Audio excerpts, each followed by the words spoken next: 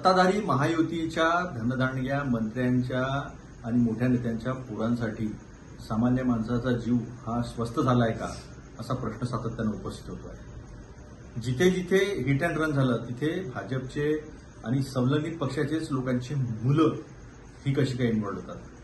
काल ज्या गाडीनी ऑडीनी ऍक्सिडेंट झाला किंवा हिट अँड रन झालं ती गाडी संकेत बावनकुळे यांच्या नावाची आहे।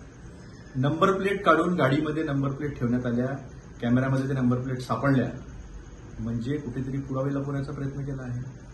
अशी पण माहिती मिळते आहे की बजाज नगरमध्ये एकाला ठोस मारली, त्याच्या खांद्याला लागलेला आहे पण तो सांगायला तयार नाही। 2 लोकांना अजून लागलेला आहे पण ते सांगायला तयार नाही आणि मेडिकल टेस्ट अजूनपर्यंत झाल्या नाही। गाडीचा मालक स्पष्टपणे माहीत असताना अरेस्ट होऊन त्याची एन्क्वायरी का होत नाही। 12:36 ऍक्सिडेंट झाला अशी माहिती येते आहे। मग 11 वाजतापासून तर 12:30-1 वाजेपर्यंत संकेत बावनकुळेंचं लोकेशन काय होतं हे कोण सांगेल। कुठेतरी दबावामध्ये येऊन ही घटना लपवण्याचा प्रयत्न होतोय, आमचा असा स्पष्ट आरोप आहे। आणि स्पष्टपणे असं दिसत आहे की काहीतरी काळं बेरं पोलिसांकडनं पण होत आहे।